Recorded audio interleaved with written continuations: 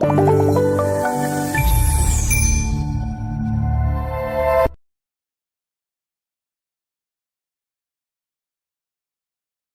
میں ان دنوں رواج تھا کہ جب بھی کوئی بچہ پیدا ہوتا تو اسے پرورش کے لیے دیہات بھیج دیا جاتا تاکہ بچے کی پرورش اچھے طریقے سے ہو سکے۔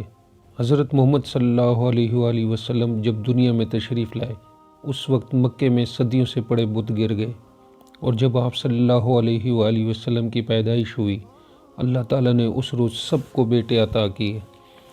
سب دائیاں بچے لینے مکے پہنچ گئی۔ حضرت عبد المطلب کے گھر بھی آئیں، نبی کریم صلی اللہ علیہ وآلہ وسلم کو دیکھا۔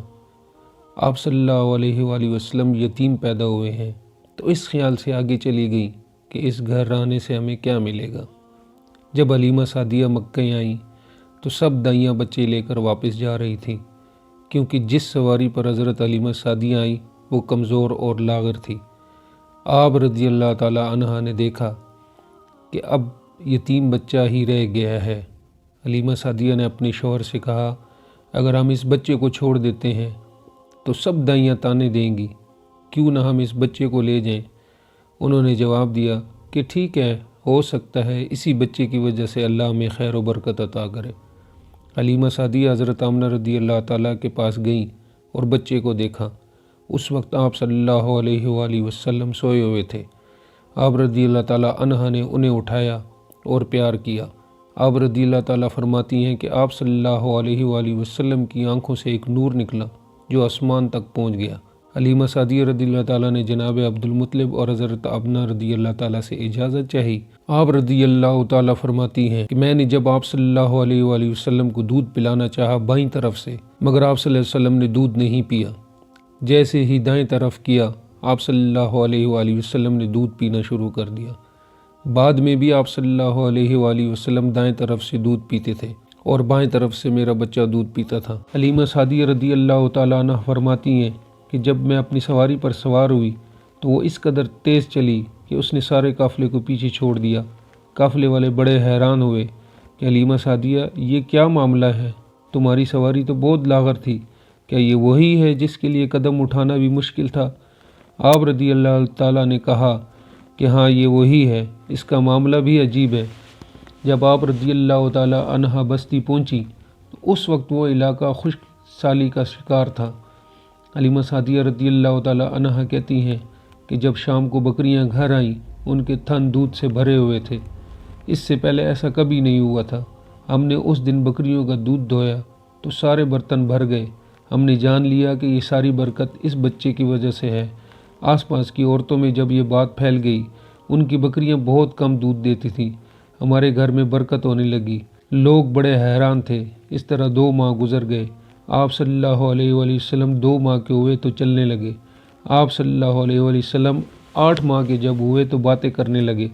حلیمہ سعدیہ رضی اللہ تعالیٰ عنہ فرماتی ہے کہ جب میں آپ صلی اللہ علیہ وآلہ وسلم کو گھر لے کر آئی تو بنو سعد کا کوئی ایسا گھرانہ نہ تھا جس سے مشک کی خوشبو نہ آتی ہو۔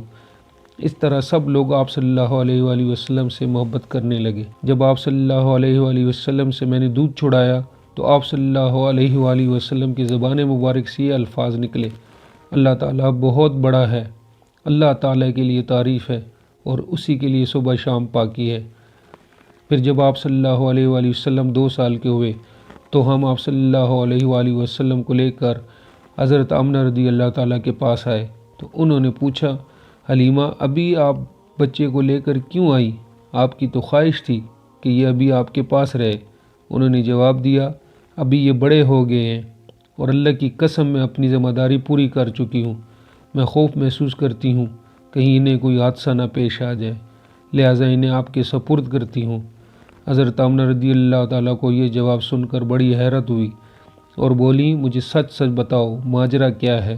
تب انہوں نے سارا حال کہہ سنایا۔ حلیمہ سعدیہ رضی اللہ تعالیٰ نے دراصل کئی عجیب و غریب واقعات دیکھے۔ ان واقعات کی وجہ سے وہ بہت پریشان ہو گئی تھی۔ وہ چند واقعات حضرت حلیمہ سعدیہ رضی اللہ تعالیٰ اس طرح بیان کرتی ہیں۔ ایک مرتبہ یہودیوں کی ایک جماعت میرے پاس سے گزری۔ یہ لوگ آسمانی کتاب تورات کو ماننے کا دعویٰ کرتے تھے۔ میں نے ان سے کہا، کیا آپ لوگ میرے اس بیٹے کے متعلق کچھ بتا سکتے ہیں؟ ساتھ ہی میں نے انہیں حضور صلی اللہ علیہ وآلہ وسلم کی پیدائش کے بارے میں تفصیلات بتائیں۔ وہ یہ سن کر آپس میں کہنے لگے اس بچے کو قتل کر دینا چاہیے۔ یہ بات حضرت حلیمہ سعدیہ رضی اللہ تعالیٰ نے سن لی۔ انہوں نے پوچھا کیا یہ بچہ یتیم ہے؟ میں نے جلدی سے اپنے شوہر کی طرف اشارہ کرتے ہوئے کہا نہیں، یہ رہے اس بچے کے باپ۔ تب انہوں نے کہا اگر یہ بچہ یتیم ہوتا تو ہم اسے ضرور مار دیتے۔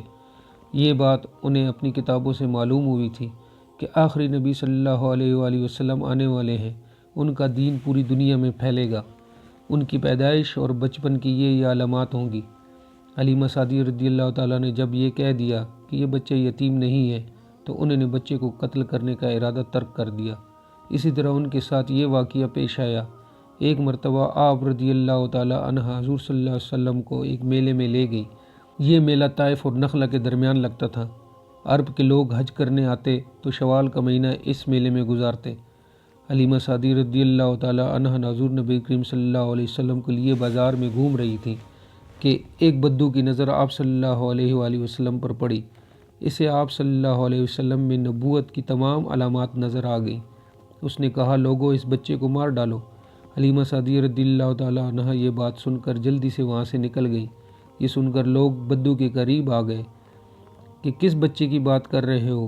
اس نے کہا یہ بچہ تمہارے بتوں کو نیست و نابود کرے گا اور تمہارے دین کے ماننے والوں کو قتل کرے گا۔ حلیمہ سعدیہ وہاں سے واپس آ گئی۔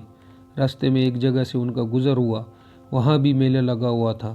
ادھر بھی ایک نجومی تھا جو لوگوں کی قسمت کے بارے میں اندازہ لگایا کرتا تھا۔ ان کی نظر حضور نبی کریم صلی اللہ علیہ وآلہ وسلم پر پڑی۔ نجومی کو آپ صلی اللہ علیہ وآلہ وسلم کی مہر نبوت نظر آئی۔ وہ چلایا اور ندا لگائی، اے عرب کے لوگوں اس بچے کو قتل کر دو، یہ یقیناً تمہارے بتوں کو توڑے گا، تمہارے دین کے ماننے والوں کو قتل کرے گا اور تم پر غالب آ جائے گا۔ یہ کہتے ہوئے وہ آپ صلی اللہ علیہ وآلہ وسلم کی طرف دوڑا، وہیں گرا اور مر گیا۔ ان واقعات کے بعد حضرت حلیمہ سعدیہ رضی اللہ تعالیٰ عنہ اور ان کے شوہر نے فیصلہ کیا کہ اب بچے محمد صلی اللہ علیہ وآلہ وسلم کو اپنے پاس رکھنا خطرے سے خالی نہیں ہے، کہیں کوئی اس بچے کو کوئی نقصان نہ پہنچا دے۔ چنانچہ آپ رضی اللہ تعالیٰ عنہ نے محمد صلی اللہ علیہ وآلہ وسلم کو حضرت آمنہ رضی اللہ تعالیٰ کے سپرد کر دیا۔ آپ صلی اللہ علیہ وآلہ وسلم کی اس وقت عمر مبارک روایات کے مطابق 6 سال تھی۔ آپ صلی اللہ علیہ وآلہ وسلم کی والدہ آپ صلی اللہ علیہ وسلم کو لے کر مدینہ منورہ گئیں۔ آپ صلی اللہ علیہ وآلہ وسلم کے ساتھ احمد بھی تھی۔ احمد کہتی ہیں ایک دن مدینہ کے 2 یہودی میرے پاس آئے اور بولے ذرا محمد کو ہمارے پاس لاؤ، ہم دیکھنا چاہتے ہیں۔ انہوں نے آپ صلی اللہ علیہ وآلہ وسلم کو بڑے غور سے دیکھا اور ایک نے دوسرے سے کہا یہ اس امت کا نبی ہے، یہ شہر ان کی ہجرت گاہ ہے، یہاں زبردست جنگ ہوگی۔ آپ صلی اللہ علیہ وآلہ وسلم کی والدہ ماجدہ کو اس بات کا پتہ چلا تو آپ رضی اللہ تعالیٰ عنہ گھبرا گئی اور آپ صلی اللہ علیہ وآلہ وسلم کو لے کر مکہ کی طرف روانہ ہوئی، مگر راستے میں ہی ابوا کے مقام پر آپ رضی اللہ تعالیٰ عنہ کا انتقال ہو گیا۔